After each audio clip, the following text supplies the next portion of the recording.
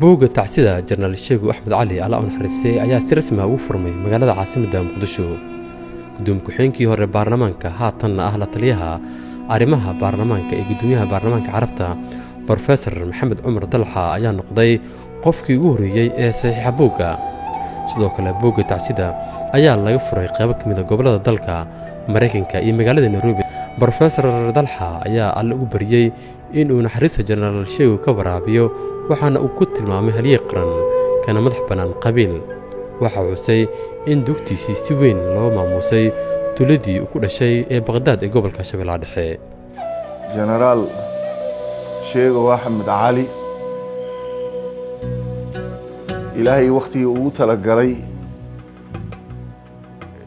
asaga saacadiisii ay ku ekayd ee uu geeriyooday janaasad iyo tacsiyad iyo aas mid qaran iyo mid runtii si guud ah iyo si gaar ah aanan Soomaali u kala harin aaskiisii annagoo xusuustiisa Soomaalinimo aan ku weynaynayno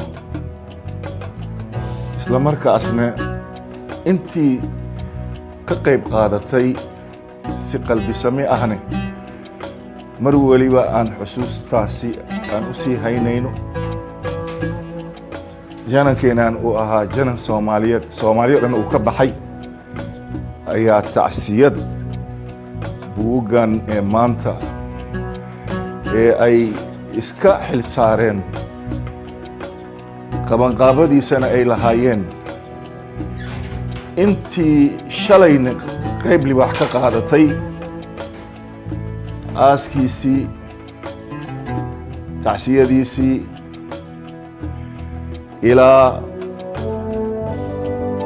tuuladii asaga uu ku dhashay ee Shabeellaha Dhexe magaalo madax Jowhar ilaa tuulada Baghdad dhammaan sidii ay uga wada qayb galeen ayaa waxay ka turjumaysaa buuggan iyo hor yaalla anigoo ah mudane Maxamed Cumar Dalxa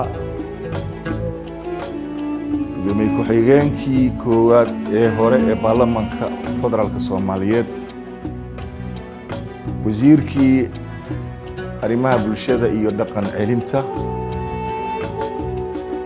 xilal runtii kala duwan gudiyadii ilaa baarlamaankii regionalka ahaa ee baarlamaanka Carabta oo aan muddo ku matalayay dowladdeena Soomaaliyeed laba daraadle baarlamaanka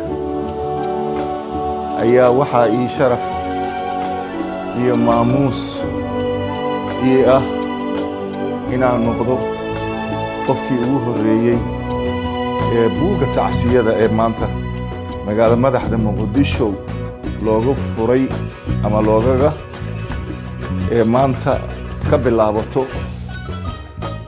lagu martigelinayo dhammaan ummadda Soomaaliyeed qaybaheeda kala duwan in aan qofkii ugu horeeyay ee maanta saxiixa in aan noqdo anoo ka mahad celinayo dadaalka iyo qabanqaabada guud ahaan intii ka qayb gashay oo aan ka marnayn bahda miidiyaha ama warbaahinta kala duwan ee dalkeena. Dr. Hashim oo ka mid ah guddiga qabanqaabada iyo xubnaha kale ee ehelka ayaa hoggaanka kutalada beeshanaad sida gudoomiye ku-xigeenka koowaad ee baarlamaanka iyo wasiirka waxbarashada Farxad Buqaadir ugu baaqay inay soo ajiibaan hawshan tacsida. Mas'uuliyiinta asaga sida gaarka ah dowladda federaalka ugu matala oo ay uga horeeyaan hoggaanka kutalada beesha shanaad oo ugu horeeyo wasiir Farxad Buqaadir iyo gudoomiye Sacdiya oo ah labada mas-uul oo maanta ugu sarayso beesha shanaad. Gobashaan idinka ayay idin fidsan tahay, idinka iyo xildhibaanadiina iswata. Gobashaan ma aha gogol mucaarad, ma aha gogol muxaafad, waa gogol tacsiyo laga guranaya wiilkeena. wiilkaasna wuxuu ka mid yahay annaga. sidaas darteeda waxaan rajaynaynaa gobashaan in dhammaantiin aad ka soo wada qayb gashaan oo tacsiyada aad gudataan. waxaa sidoo kale gobashaan ay si rasmiya maanta ooga furmatay dalalka dibadda iyo waddamada deriskaba. dalka Kenya oo magaalada Nairobi ay ka furmayso, North America iyo guud ahaanba meel walba ay ku nool yihiin ummadda Soomaaliyeed. waxaan rajaynaynaa in walaalkan Ilaahay subxaanahu wa tacaala u naxariisto, qof waliba u soo duceeyo, qof walba oo ka mid ah dadkeenna aan ugu baaqaynaa nabadda, iyo qof waliba xaqiisa inuu ku raadsado si cadaaladda oo ilaalinta xuquuqda muwaadiniinta.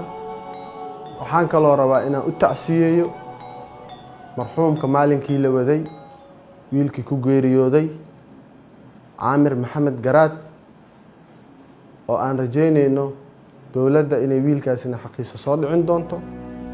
waxaa sidoo kale tacsiyada la wadaagay ehelka marxuumka iyo qaar ka mid ah odayaasha dhaqanka iyo bulshada rayidka. inna lillahi wa inna ilayhi raaji'uun, inna lillahi wa inna ilayhi raaji'uun, kullu nafsin daa'iqatul mawt, innamaa tuwaffawna ujuurakum yawma al-qiyaamah. maanta taariikhdu tahay 16 bisha afraad ama bisha Abriil, waxaan si rasmi halkaan ugu fadhinaa oo buugga oo si rasmi ah loogu furay buugga tacsiyada marxuum Generaal Sheego Axmed Cali, kaasoo oo ka geeriyooday ummadda Soomaaliyeed oona ahaa sirgaal Soomaaliyeed. marka insha Allah maanta waxaan u fadhinaa in dhammaan ummadda Soomaaliyeed meel kasta ay joogaan in macnaha tacsiyada generaalka Soomaaliyeed, sirgaalka Soomaaliyeed oo maanta u fadhina inay u furan tahay. buug siyaasadeed ma aha, cid gaarna uma furna, cid si gaar u leedahayna ma jirto tacsiyada, maadaama uu yahay sirgaal Soomaaliyeed isla markaasna uu ka baxay garabkii maxaa la yiraahdaa qaranka Soomaaliya. maalintii madaxweyne xasan sheekh maxamuud oo xilka madaxtinimada ugu horeysay uu qabanayay isgoyska banaadir waxaa tiri isbaaro. magaalada muqdisho waxaa yiileen isbaarooyin. wuxuu ku amaanan yahay madaxweyne xasan sheekh isbaarooyinkii asagii iyo generaalka ayadoo aysan aan ku daadanin wax dhiig ah qabaa'ilo Soomaaliya iska hor imaanin, iyo wuxuu ku guuleystay isbaarooyinkii in la qaado. waxaa qayb ka ahay sifeenta jidka u dhaxeeyo muqdisho iyo afgooye. maanta waxaa mahadkaarno ah intii buugga tacsiyada Generaal Sheego Axmed Cali oo noogu furmo magaalada muqdisho aan ka soo qayb galno intaan furno buugga tacsiyada. anigoo ah Istanbul Xuseen Bantu, si rasmi ah maanta inta waxaan aga saxiixaynaa buugga tacsiyada Generaal Sheego Axmed Cali oo ah generaal Soomaaliyeed. buugga tacsiyada ayaa furnaan doona muddo 4 cisho ah, waxaana la filayaa inay seexaan mas'uuliyiin sarsare, madax dhaqameedyo iyo aqoon-yahano iyo dhammaan shacabka Soomaaliyeed ee jecel baa la yiri in ay ka tacsiidiyaan geerida Generaal Sheego Axmed Cali. internet plus waa adeeg ay macaamiishu ka heli karaan internet fiber ah, ku hadal iyo IPTV ula socda rasiifar ay ku jiraan in ka badan 4,000 oo kanaal. internetka guryaha ku shubo $25 oo hel internet xawaarihiisu yahay 20 megabyte per second iyo 200 oo daqiiqo oo ku hadal gudaha ah, ama ku shubo $30 oo hel internet xawaarihiisu yahay 30 megabyte per second iyo 200 oo daqiiqo oo ku hadal gudaha ah. internetka xafiisyada ku shubo $50 oo hel internet xawaarihiisu yahay 55 megabyte per second iyo 400 oo daqiiqo oo ku hadal gudaha ah, ama ku shubo $90 oo hel internet xawaarihiisu yahay 110 megabyte per second iyo